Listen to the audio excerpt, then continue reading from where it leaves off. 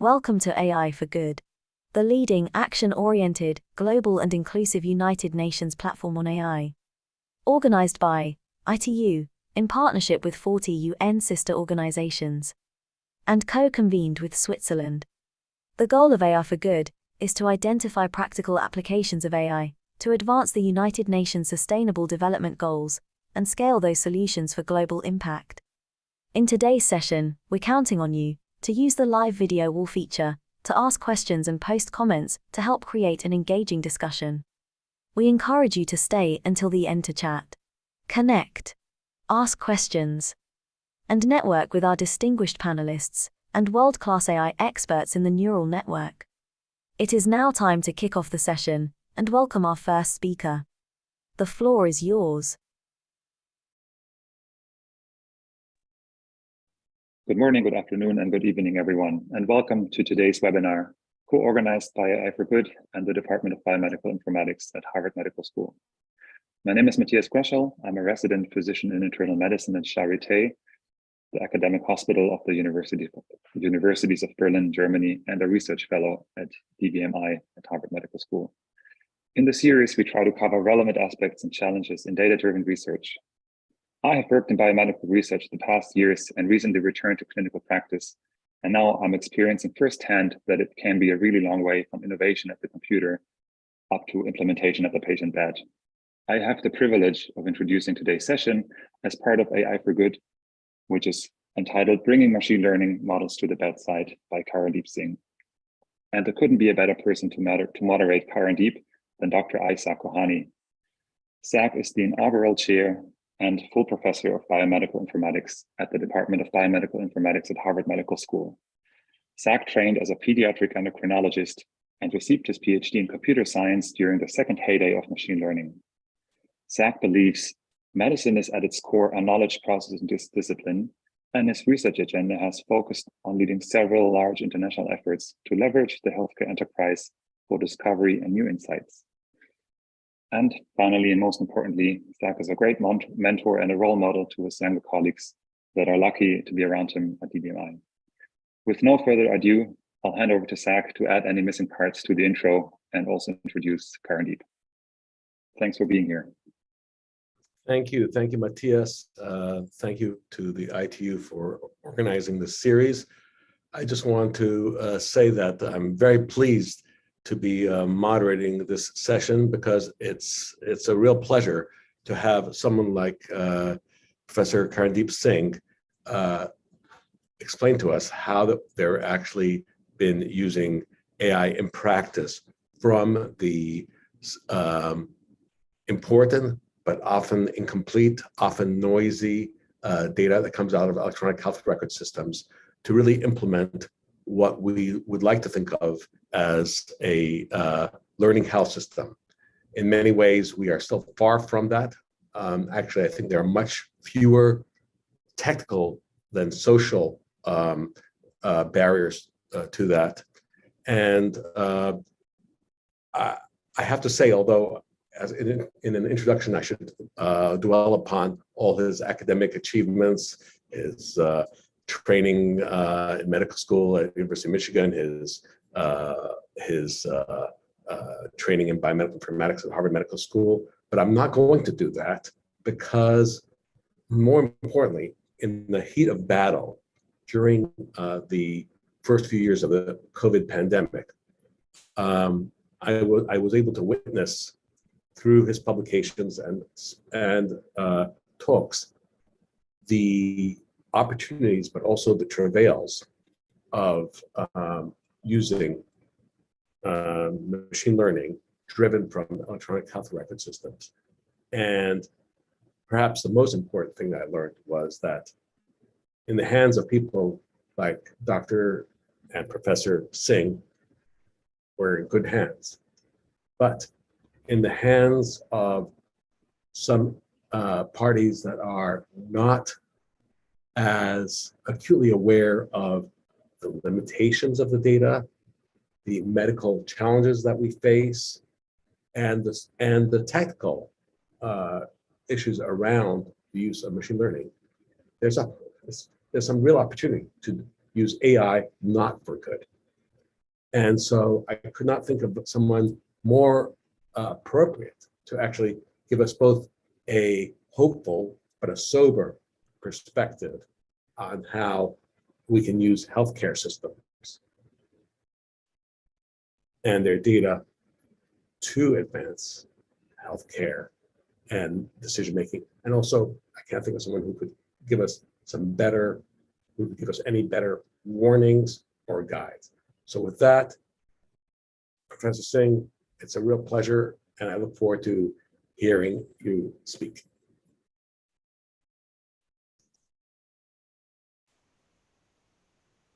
Thank you so much, Dr. Kohane, for that introduction. Thank you, Matthias. Thank you to the ITU for giving me the opportunity to speak with you today.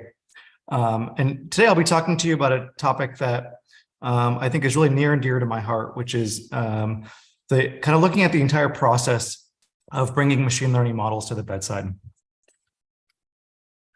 Some disclosures I want to make you aware of. I received grant support through the university from Blue Cross Blue Shield of Michigan and Teva Pharmaceuticals for unrelated work, and I serve on a scientific advisory board for Flatiron Health. So if you talk to someone in healthcare, the first question they'll ask you when you bring up machine learning is really, why machine learning at all? Like, what is the purpose of machine learning within a healthcare system? It's often not clear when you talk to someone in healthcare operations why this would be something that is solving a clinical or a medical problem. And so when I talk to folks in the healthcare system, I often try to explain to them that machine learning really makes up one small component of a learning health systems approach. And, the main purpose I think it serves is it helps us identify high risk and low risk patients at scale. And, from a clinician perspective, we kind of all know that if you walk into a patient's room and you see someone's heart rate going up, you see their blood pressure dropping, that patient is sick and not doing well and probably needs additional care and attention. But if someone were to ask you, who are the 20 sickest patients in the hospital right now who need the most attention? And we've got one team of rapid response, ICU trained nurses who can go and deliver this care to the sickest patients. Who should they be seeing right now? That then becomes a prediction or a machine learning problem, because that's something we can't always do, is have one clinician with their eyes on the entire house within the hospital. Once we can identify high and low risk patients at scale, this really only matters if we then use that to allocate our resources more effectively.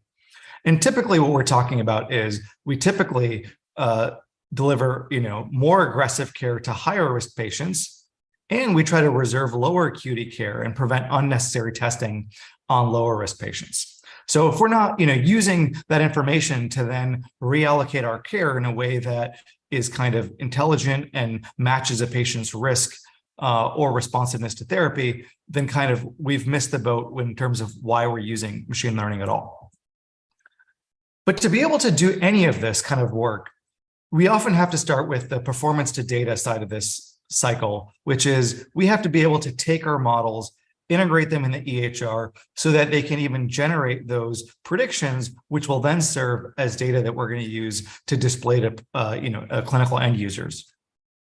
And this requires infrastructure, and that's not just technical infrastructure, as kind of Zach alluded to, but also social infrastructure or governance to actually make this kind of cycle work in our favor, to be able to actually deliver better healthcare. So I think, there are plenty of examples now in healthcare where risk prediction has been tied to clinical actions, and there have been varying levels of evaluations in terms of looking at the actual models themselves, the actual intervention linked to a model, and a lot of different innovative directions in which, we've made a lot of progress as a field, both within machine learning, but also kind of the larger field of clinical prediction, which I think includes a lot of important work from statistics as well. Today, I'll be talking mostly about a handful of examples that deal with early warning systems.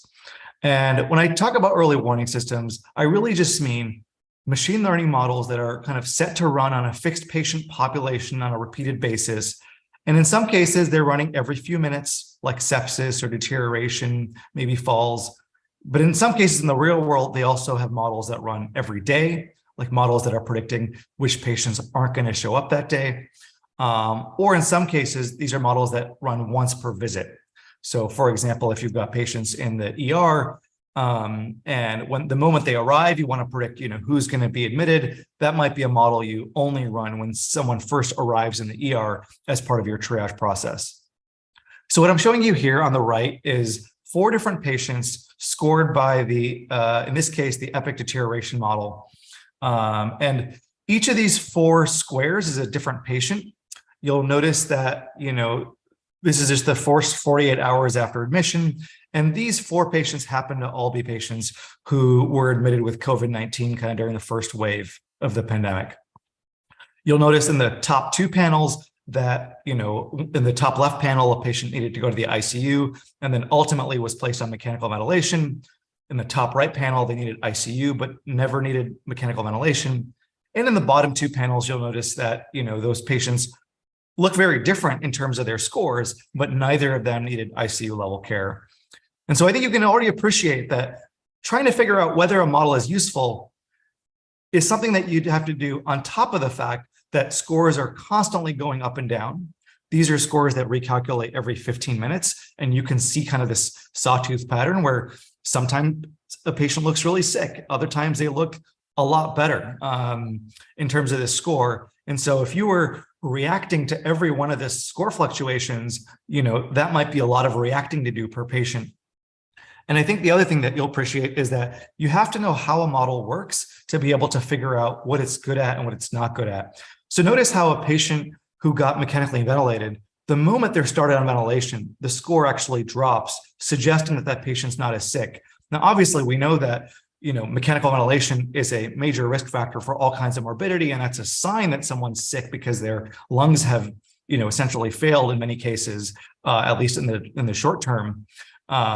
But here, because mechanical ventilation isn't a predictor in this model, it just looks at the fact that the patient's vitals look more stable, and so the score drops. And so just showing you some of the things that you have to kind of understand about how a score is constructed, how it's run in the real world, as to how it might be perceived by clinical end users. So in this talk, we'll touch on most of these things, but I'll be cognizant of time, so we might skip over 1 or 2 of these questions. But really, some of the challenges that we face when we're trying to bring models to the bedside is, first of all, is there infrastructure to even implement the models? Should we implement a model? Once it's implemented, how do we measure how good it is? Ultimately, this is the $1 million question. Is a model good enough to use? And we'll talk about some of the ways you can try to get a sense for that. Do users actually agree on how to use the model, which seems very straightforward, but you often discover after the fact that it's not? And is a model actually effective when used? Meaning when you link it to a clinical intervention, does it actually do the thing you were hoping to do? And finally, what does governance look like for machine learning models? Because as I alluded to earlier, the models are more than just their technical infrastructure. They also is a social infrastructure behind it. And so understanding what that's like is also important. And just a note to the to our moderator is that I can't see chat, and so if there's stuff that needs to get communicated to me during the talk, please feel free to drop it in my email, and I'll keep an eye on my email. But as long as I'm sharing screen, for some reason I can't view chat concurrently. Okay. So is there infrastructure to implement ML? Integrating machine learning is always an infrastructural problem. And if there are multiple different groups within a health system trying to integrate models, they may all come up with different solutions. One group might have a FHIR API where they are, sending, they're retrieving information from the electronic health record, packaging it and running it offline in some other server, generating predictions, sharing those predictions back. In other cases, people may want to integrate the logic within the electronic health record where they use, some very niche language that it kind of only works in a specific electronic health record and integrate the model logic in that kind of format. And so I think the key thing here to recognize is that this is really an infrastructural problem. This is not a situation where you want to have a bunch of rowboats. You want to have at least one bridge so that when it comes time to take a model, package it, and run it in your electronic health record, you have a way to manage that entire model lifecycle on the technical side. Because even though a lot of the challenges are on the social side, if you don't have this basic technical thing figured out, you'll be spinning your wheels a lot and won't be able to actually do anything with models, even when you have the model logic printed out in front of you. And it's even if it's a very simple model.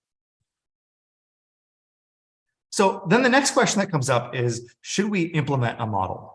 And what do I mean by implementation? Implementation refers to two separate but related concepts. One is integration, which is setting up the model in the electronic health record, kind of just wiring it up so that it can take EHR data and it can generate predictions from that, or the information from that that is going to be ultimately useful to the clinical end user. And the other part of this is what I call, using, or basically, it's one thing to have the model integrated and running silently. That's not going to improve any clinical outcomes until you actually link that model to a clinical intervention, essentially until you use that model to intervene based on the model's predictions in some way. And so a lot of this talk, I'll be talking about that first piece, but that second piece we'll also talk about towards the end of the talk as well, because both of those aspects are really important to be able to do good with a model in the electronic health record. So the question of whether we should integrate a model seems like a really simple question.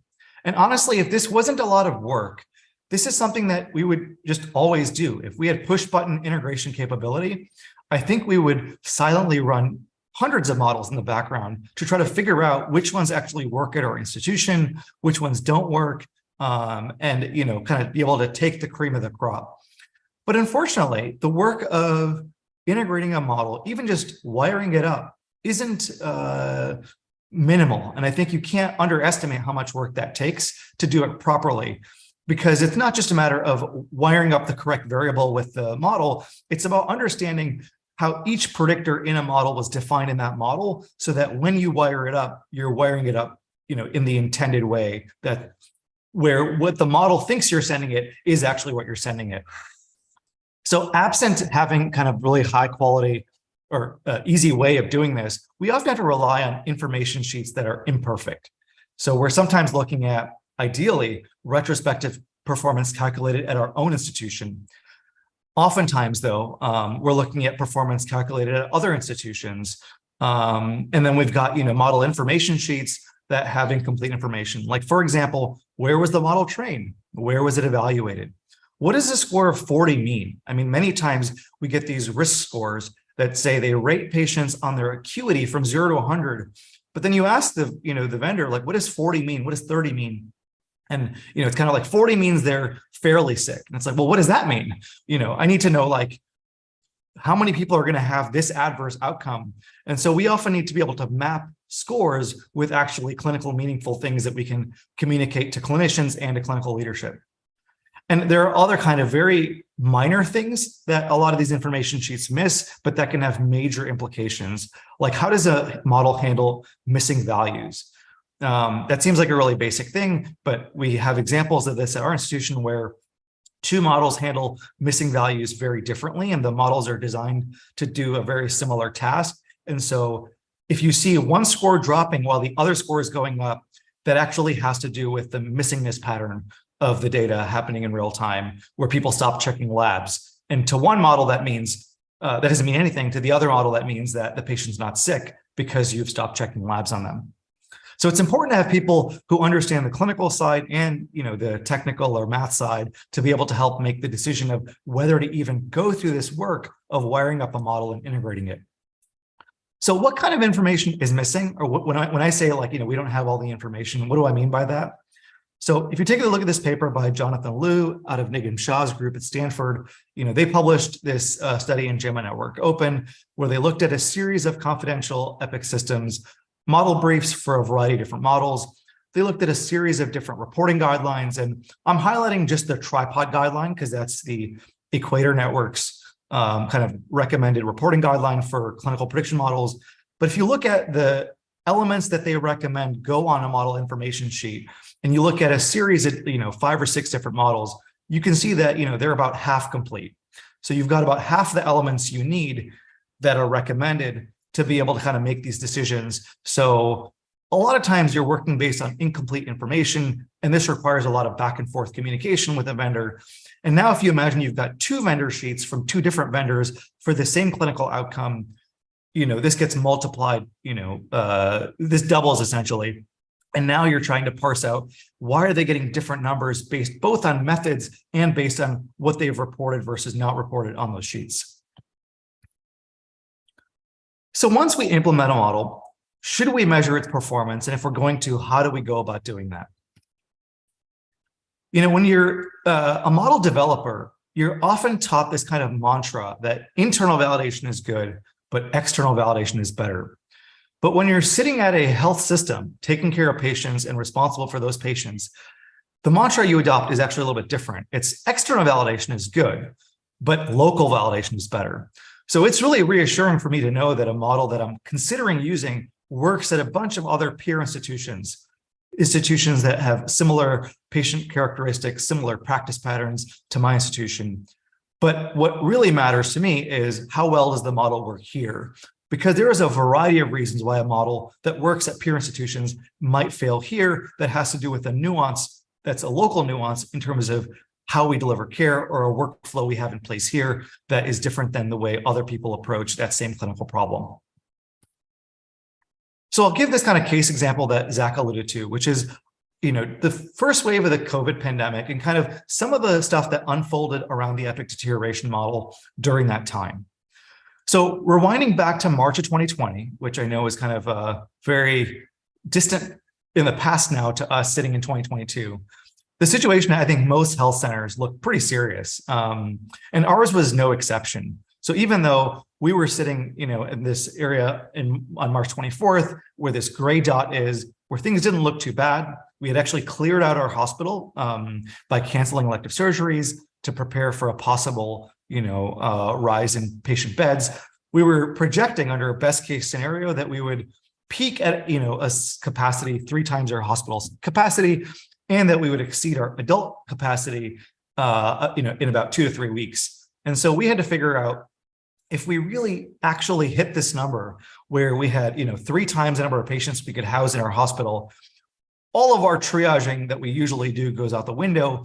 And so is there any way we could figure out amongst patients currently admitted who could get transferred out to a field hospital or a lower acuity setting to be able to accommodate more patients who are kind of anticipated to be very sick and maybe requiring ICU level care? So, a week later, our hospital announced that they were looking into possibly opening a field hospital, and that these field hospitals would generally serve as step-down units where less sick patients would go, possibly less sick patients we identify with a risk score if we can't, do this in a purely human way, just based on the amount of workload that might be generated here. A day later, this article comes out highlighting Stanford's work to launch an accelerated test of AI to help care for COVID-19 patients. And although this, headline here really looks like Stanford's kind of developing a model for COVID-19 patients, because I think around this time, a lot of folks started developing models for COVID-19 patients. In actuality, this was referring to Stanford considering testing the EPIC deterioration index, which they had looked at in a real COVID patient. This is a slide from Dr. Ron Lee at Stanford, where, in a COVID patient, they noticed that, hey, the patient had a gradually rising score, and, this patient had a score that peaked in the 70s and needed ICU level care. Maybe the score or the trend in the score could be a helpful way to figure out which patients need ICU level care, and on the flip side, which patients might be able to go to a field hospital. So we weren't the only ones looking at the EPIC deterioration index. I think a lot of folks were out there looking at this. And, why were they looking at this? They were looking at this because back in 2018, many hospitals, probably over 100 hospitals, had silently turned this model on as part of an EPIC upgrade. And so this happened to be a deterioration model that we had access to, that we didn't have to build, and that we were all trying to see if we could repurpose or use in the context of COVID. Less than, I think just about 3 weeks later from the date that EPIC or the date that Stanford announced they were looking at this deterioration model, an EPIC press release came out and said that, this model is helping save lives. many organizations have already completed their validation and are already using it to help care for patients with COVID-19. So you could see here that, within really like a 3 to 4 week period from the first COVID patients arriving or the first COVID surge happening in hospitals, from hospitals saying that they validated a risk score to actually using it to make clinical decisions, was probably one of the fastest turnaround times from, a model that no one knew existed to a model that was integrated silently and so was convenient to use to one that was now being used all over the place. Interestingly, it was being used in different ways by different hospitals. So at one hospital, they were looking at scores between 38 and 55. And this is a 0 to 100 score. And they were monitoring those patients for possible ICU needs.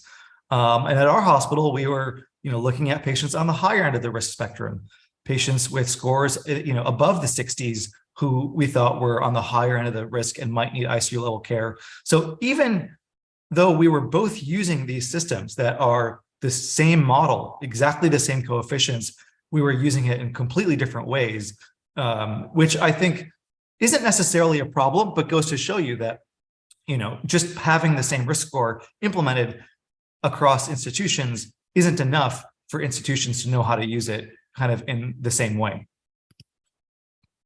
So what does the score of 40 mean?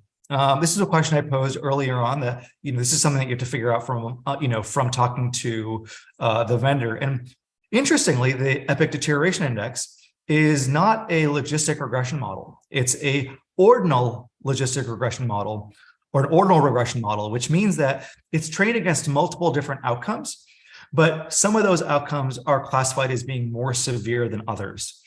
But from our standpoint, when we were evaluating it, that was really hard to kind of wrap your head around when explaining to a clinician what a score of 40 means. So we tried to figure out, if you look at any given score across the patients we had seen so far, and you look at the outcome of mechanical ventilation, the outcome of death, the outcome of ICU transfer, the first of those outcomes that took place, how, what does the score mean in terms of observed risk, where the observed risk is either, the observed outcomes are either zeros or ones for patients who didn't or had that, composite outcome. We got this kind of interesting picture. So a score of 30 or a score of 40 essentially is kind of like an average or a low average score. And interestingly, a score of 20, which corresponds with this 0.2 on the x-axis here, actually, had a higher risk of having an event than a score of 40. So immediately we figured out that if we were going to communicate this to clinicians, you couldn't just say, oh, well, just use this and this will help you figure out which patients are going to go to the ICU or die or go on ventilation. But we had to tell them, like, the score has some strengths, but it has some weaknesses, which is that in this kind of intermediate range of the score, it's really hard to know what to make of it. And in this case, a score of 40 is actually lower risk, apparently, than a score of 20, which doesn't make any sense. So interestingly, in the first press release that came out from Epic, they labeled a score of 37 as kind of being a danger zone. And they also added a percent sign, which was confusing because it's, remember, not a score that predicts a percent risk of anything. And so we kind of called this out online and said, this is a confusing press release for that very reason. Now, interestingly, and that's what that kind of corresponds to there, is that's an average risk score or a low risk score. That's not a high risk score. Interestingly, we, I think shared this feedback, like, probably within a few days of this paper coming out. That's around the time our preprint came out, looking at the Epic Deterioration Index. And within 2 weeks, the updated press release got rid of the percent sign, updated, 40 score 42 to be medium risk, which actually was kind of the range that we had assigned it in our study, and the range that Epic actually assigns internally when they give you kind of a what's a low, medium, high risk. And so the simple question of what does 40 mean and how you message it is just a super important question. And explaining this to a clinician is essentially what we're accountable to do on the health system side when we're in a governing role, because that's what they want to know. Is they don't want to know what's low, medium, high. They want to know, what does 42 mean? What do I do with that? So why should we measure model performance? Well, sometimes our, performance that we find is actually relatively similar to what the vendor reports. And so in the case of our deterioration model, well, we kind of argue that the intermediate range is a really hard range to know what to do with. The area under the curves that we were getting weren't too far off from what Epic was internally reporting to its customers. But in other cases, like in the example of our sepsis evaluation, what we report is quite different, or what we find is quite different from what the vendor reports. And this can lead to a lot of confusion, but it can also lead to you need to introspect that this model might be good for what the vendor built it for, but what we're using it for and the way that we're using it and the outcomes that we care about at the times that we care about them are different than what the vendor used to build the model. And so we have to kind of go with what we found and kind of disregard to some extent what was reported in an information sheet, or at least understand why they're different when they're different. So why doesn't the performance always match? In the case of this model, I think the biggest reason why our performance, what we found, didn't match came down to the way we define the outcome and the way our hospital used, a combination of the Medicare SEP1 criteria and the what I'll call the CDC criteria for defining sepsis, whereas the outcome used by the vendor was a little bit different. And at that time, when they built it, some of these criteria didn't exist. And so they kind of had to come up with their own criteria for how they were defining sepsis at that time. And so we, took upon ourselves to look at how well this model was doing in the background at our institution, in part because when we were piloting it in a handful of units, we were kind of finding that the score was often alerting after people were already known to be septic. And it just didn't seem like the model was doing as well as the numbers would suggest based on what we had in the information sheet provided to us. So here's kind of text in our supplement that we posted with permission from Epic. The first question we were trying to figure out when we were evaluating this model was what goes into the model. And so we saw that data elements included vital signs, medication orders, lab values, comorbidities, and demographics. And I think most of these made sense to us, except I think we were curious, like which medication orders are they looking at? That would be information that's useful to know. And they actually weren't on the information sheet, that was provided to kind of health systems as to what those orders were.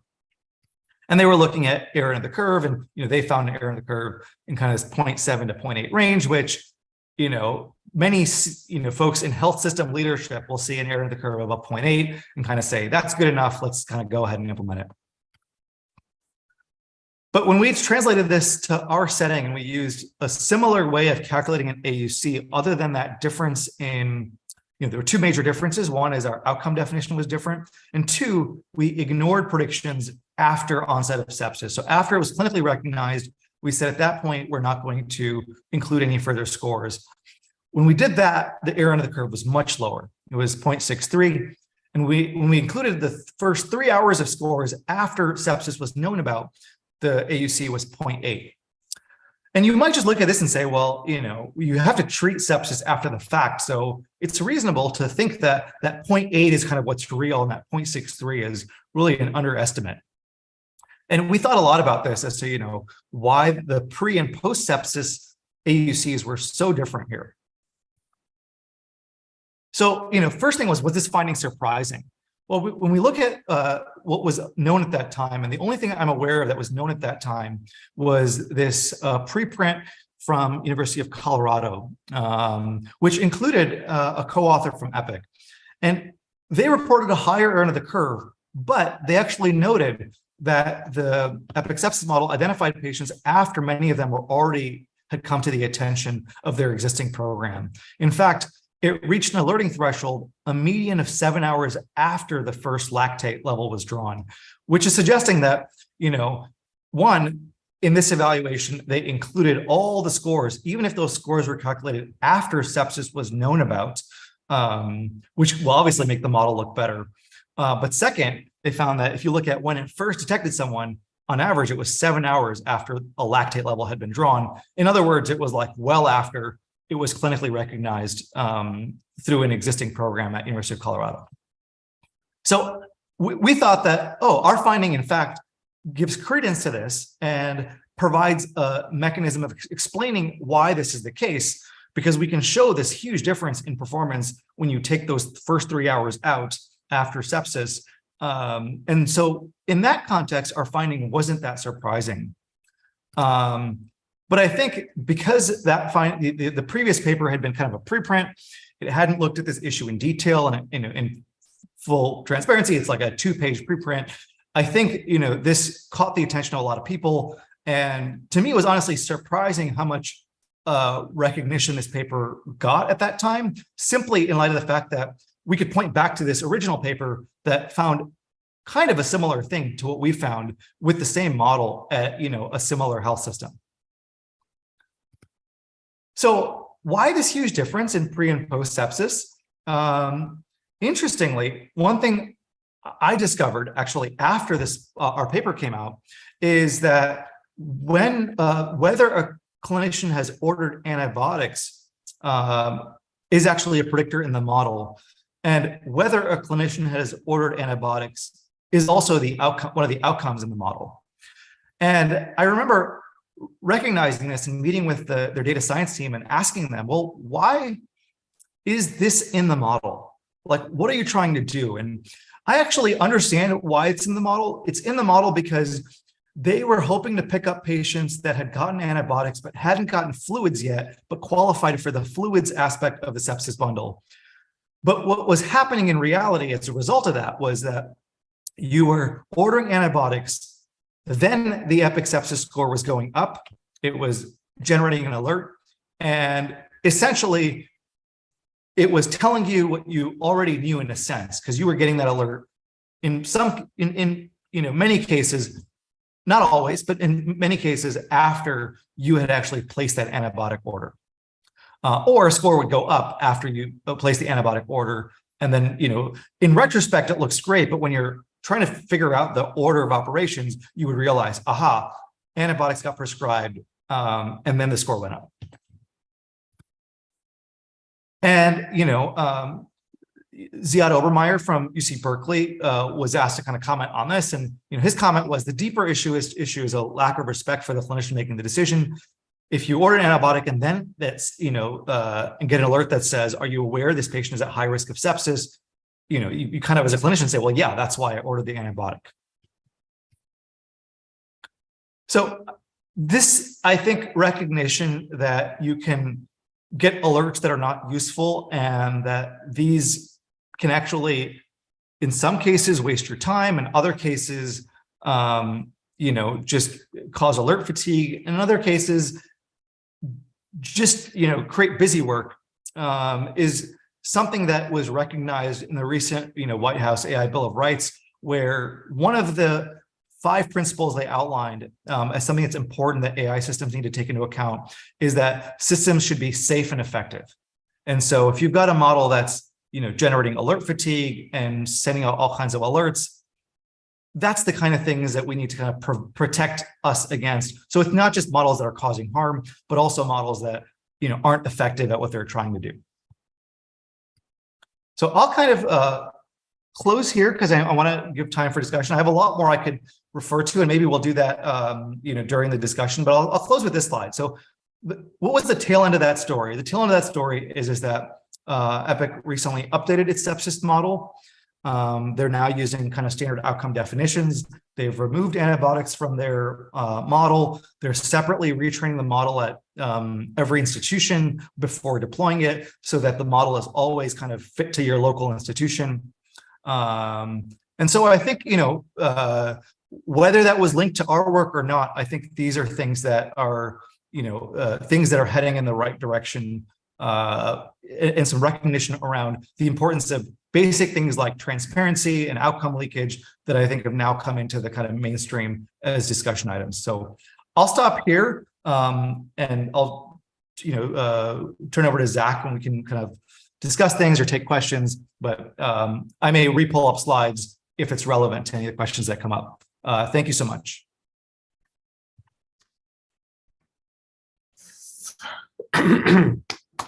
Thank you so much, Karandeep. That was wonderful. I've heard parts of this presentation before, but either I wasn't paying attention or never so beautifully put together. I have to say that of all the things that you talk about, the part I find most troubling, and I didn't realize before, was that the vendor did not share, not the model, but all the variables that were going into the model in the publication. And it seems to me that falls below the threshold of sort of minimal performance, acceptable performance for AI for good, which is how can we include machine learning models in medicine where we don't know what the variables are that are going into the model. That, on the one extreme, we hear a lot of concerns about explainability and so on. This is so far on the other side, which is not only no explainability, but refusal to share not the structure of the model, but what are the variables in the model. I wonder if you, and I say this while waiting for questions from the audience, which I don't see any at the moment. I wonder, do you see things changing? Do you have some evidence as you listen, put your ear to the ground, that there's more transparency going forward in sharing at least the variables going into these models? Yeah, so I think I've seen positive steps, in particularly from Epic in this direction. And I'll give two examples of that. One is when Nigam Shah's paper came out, highlighting many of the ways in which these information sheets were incomplete. They reached out to him, engaged that group, and used feedback from them to actually improve the model information sheets kind of across the board. The new sepsis model information sheet is virtually unrecognizable when you compare it to the old one, in that it has a lot more detail and a lot more information. But I think your point about transparency is a point I made directly to them, and that I've made kind of in the public, which is a plea. And there's two aspects to it. In this case, it wasn't on their model information sheet which medication orders they used. They had a list of all the vital signs. They just didn't have a list of all the medication orders. But if you had privileges to actually get to the code inside of your institution where you could view the coefficients and everything, which is available to all the customers, like the coefficients of the model, customers can see it. That was just something I didn't have access to. And I had to work with an analyst within our institution to get to that. And the reason I needed to get to that was just to figure out, well, if this is not complete, then I need to be seeing a list. And I don't care. I do care about the coefficients, but I care much more about what's going in the model. And especially in, with increasing recognition about unintended consequences of including things like race, including things like, in some cases, even sex in a model and what that can mean. I think it's, when they say we included demographics in the model, I immediately I'm like, well, which demographics? So I think that what that taught me is that you don't always know for sure, and I noticed seeing medication orders and not seeing a list of the orders, and it wasn't until after the fact that I realized, oh, okay, that's like a major issue. And so in their new update, they do include all the specific medication orders that they use. So I think they made a bunch of positive changes. But the larger issue, I think, is I personally feel like model information sheets should be in the public domain and not be copyrighted. I recognize that there's a lot of IP around models, and I'm not, I think arguing that we need to make all models a public good, because I think there's a lot of innovation happening in this space, and to force that innovation to happen in the public space may not be tractable to actually see these things kind of come out and actually impact care. But I do think that information sheets, or at the minimum, a list of variables that we're using, should be in the public domain, because it's always unclear to me. Can I even speak about this model's predictors when the predictors are sitting in a confidential sheet that's creating a catch-22 for me, and that I can't even really talk about it except with them, which I think creates a situation where why are we using a score on patients where patients can't even see what makes up that score? And that to me is a problem. So there are some questions cropping up in chat, but I'm going to ask you one more question, Karandeep, before I voice the question on it, because you said something which I, in principle, agree with. But practically speaking, let's go think about foundation models like GPT-3. I could ask GPT-3, what are your inputs? And it would pretty much say everything on the web. And you can imagine, I think, a foundation model that's geared toward medicine that would just literally take everything in the record.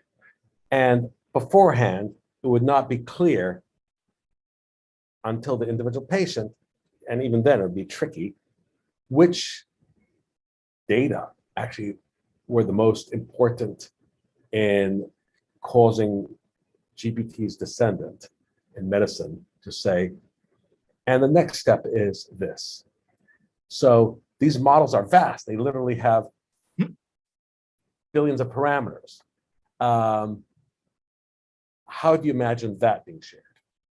Yeah, so actually, I'll give a lot of credit to Hugging Face. Hugging Face hosts a lot of these models on their spaces online, and they actually have a model card for most of these things. I know GPT-3 is owned by OpenAI, but for I think their Bloom model and other language models and foundational models that they have on their website, they have a piece. And I think the question there then is it using, the point you raise is in a given situation, what is it relying on when it makes a prediction? That's an attribution problem. And I mean, I think all the post hoc explainability literature is rife with examples where, you can give it adverse, like it can suggest something is important when it's actually relying on something else. And Shapley values, Lyme, all of these, post hoc explainability methods have, edge cases where they suffer and aren't really fully capturing the context. But a key thing I think is it using information from Reddit? Is it using information from 4chan? I think it's like important context to know what it's using and what it's not using. And I think the fact that they're tokenized in a specific way may not be something that's that relevant to the end user. But I think that in those cases, it's what is the body and what are things in there that the community should know about that are or are not going in there intentionally or unintentionally. And that's where if it's Wikipedia, is it English? Is it other languages? So I think there with foundational models, you're really just describing oftentimes the data set. And maybe the structure of the model that you have. But with a lot of these, it's really much more one-to-one where you can say, okay, this thing literally just got a coefficient attached to it. So we need to know, it'd be the same thing for images, right? Like I'd want to know, is it chest x-rays? What kind of image? I don't need to know, did you convolve using a 2x2, 3x3? What was your stride? That may not matter, but what might matter is what's the thing that's going into it? What pre-processing did you do to it? That kind of thing. Great. Thank you for that thoughtful answer. So Nawal Prinja says, thank you for your excellent presentation. Can you please give your view on ethical considerations in letting a medical doctor rely on a decision made by an AI model? Yeah, so thanks for that question. I think this is a misnomer. I don't think models make decisions that doctors rely on. I think models convey risk. And doctors use that risk along with what they know about the patient, their preferences, their values to guide a decision. And there's this book by Dr. Frank Harrell, who's founding chair of biostatistics at Vanderbilt, that actually talks about what is the role of a model in risk prediction and in guiding a clinical decision. And all a model does, right, is take all the medical factors about a patient and simplify it down to a single number that is your probability of experiencing a specific event. But it does not capture a patient's preferences. It does not capture a patient's financial situation. It does not capture a patient's insurance. It does not capture patient's social determinants of health. And so oftentimes, that's something that you use to convey to the patient, along with all the other factors that are on the patient's mind and their values to come up with a decision that's the right decision for that patient. So I don't think we, in most instances, are actually relying on closed loop systems, although certainly, in situations like glucometers, other things, there may be places where we do rely on closed loop systems because we rely on closed loop systems in a lot of non-medical aspects of our life nowadays. That's right. So an excellent question from Abi Tamrat, who says, if we have to demand to see all variables and coefficients in a model, will it imply that every health unit will have to have an internal subject experts for such validation? Or is there an external way to receive this, say, as a service?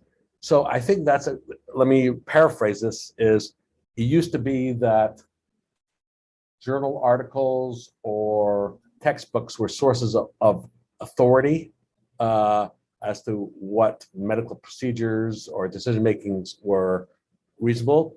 In this brave new world, is this expertise going to be local? Is there going to be equivalent of a pharmacy therapeutics board for every AI widget? Or do you imagine that there'll be some external sources of authority or regulation? Yeah, this is a great question. And to me, this speaks to, do you need local governance at every site that's using a model? Or is there any aspect of governance that can be shared such that you can take external advice? One thing you'll note is for sepsis models, for deterioration models, there is no medical professional society out there saying you should use this model in this way. The American Thoracic Society is not out there, or, Society for Critical Care Medicine is not out there telling us how to be using certain models. And the FDA has largely taken a hands-off approach on this, like as in, yes, they have the regulatory authority to regulate sepsis, but based on their actual enforcement actions, they've exercised a lot of discretion and don't actually go and, do a lot of stuff in this space with exceptions for, devices that really pose the highest risk to patients. So I think what the reality of the situation is that each health system, hospital, medical kind of context, we're often left to fend for ourselves because there isn't this, broader authority giving recommendations. And there are partnerships kind of forming. There's a health AI partnership that's formed in the US. There's another one called CHAI, CHAI, Coalition for Health AI, that has formed that, is releasing certain kind of high level recommendations on this. So I don't think you necessarily, my personal feeling is for every model, you want someone who understands the math to be able to look at it and just like a statistical reviewer kind of thing, and just know, does this pass the sniff test on the math side? What's withheld, what's not reported that we need to ask about? And then you need someone for that clinical use case who can see, is what's going into the model, does that make sense? So it didn't take long for us to, once we found out antibiotics were going into this model, and asking our sepsis committee, should antibiotics go into this model? Did you know that? Is that information that changes how you think about the results that we're getting from the model?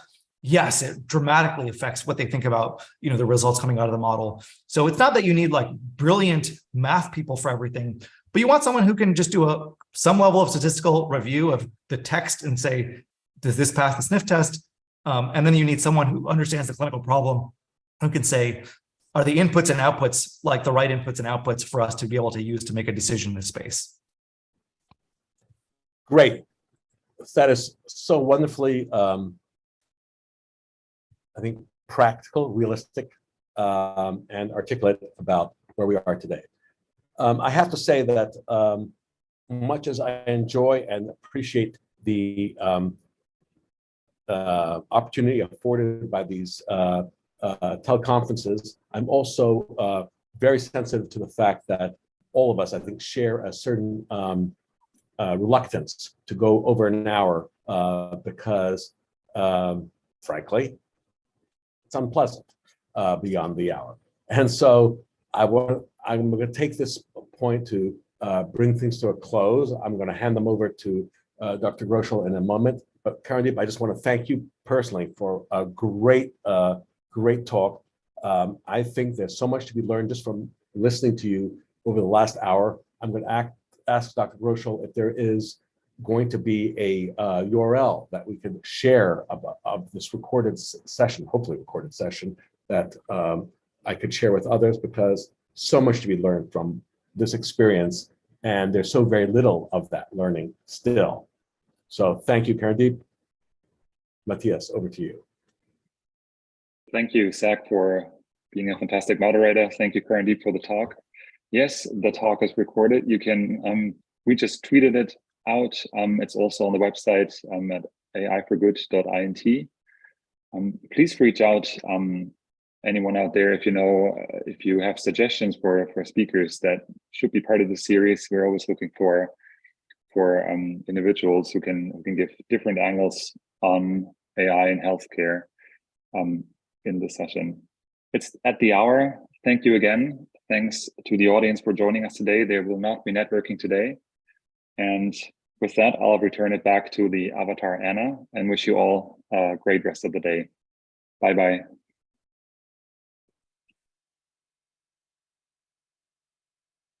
Thank you for participating in today's AI for Good session. We hope you've learned something new, innovative, and engaging in today's event. We now encourage you to continue the conversation on the live video wall in the neural network. Here you can ask questions, like and comment, share links, complete the poll, connect with interesting profiles, or speak one-on-one using the chat and video function. After the networking session, we invite you to explore the lobby, try the smart matching quiz, visit the virtual exhibits, poster boards, the e-shop, and build your personalized AI for Good program.